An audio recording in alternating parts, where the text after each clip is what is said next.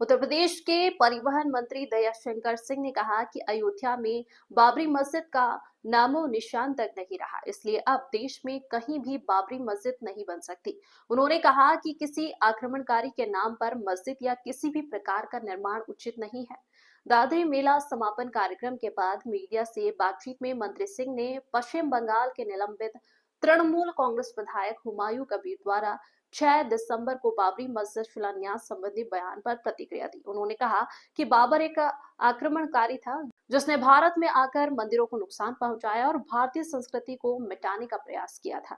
मंत्री दयाशंकर सिंह ने कहा कि मुस्लिम समुदाय का आदर्श बाबर नहीं हो सकता, लेकिन तृणमूल कांग्रेस वोट बैंक की राजनीति के चलते एक वर्ग विशेष को भड़काने की कोशिश कर रही है। उन्होंने आरोप लगाया कि बंगाल में अवैध रूप से बांग्लादेशियों को बसाया जा रहा है, जो चिंताजनक है। संवाददाता निहाल अख्तर की रिपोर्ट।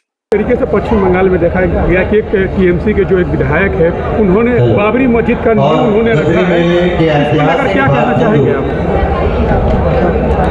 देखिए, बाबरी मस्जिद जब अयोध्या से उसका नामो निशान मिट गया तो इस देश की धरती पर कहीं भी बाबरी मस्जिद नहीं बन सकता है। बाबर एक आक्रमणकारी था, ये इतिहास है कि वो भारत के में आकर के भारत के सनातन धर्मावलंबियों को, उनके मंदिरों को तहस नहस करने का काम किया था।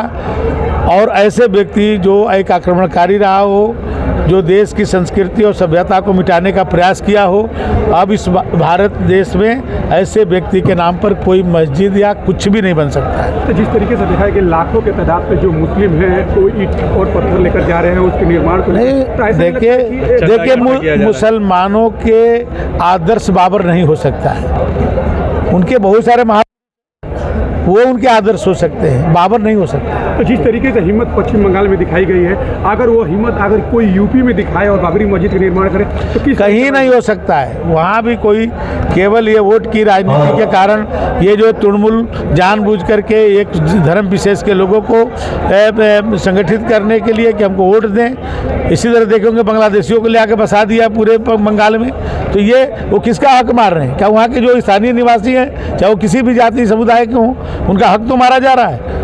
वो आकर के उन्हीं के हक को छीन रहे हैं। तो वो तो क्या रोड की राजनीति की बातें ये लोग करते हैं, लेकिन ये कुछ हो नहीं सकता। ममता बनर्जी ने उन्हें निलंबित भी कर दिया अपने पार्टी से, जो विधायक ये कर रहे हैं। नहीं, कोई कर ही नहीं सकता है। कोई ये बाबर का आक्रमणकारी है और जो भारत के संस्कृति और सभ्यता के साथ जो खिलवाड़ करेगा उस पर कार्रवाई होगी। ठीक है।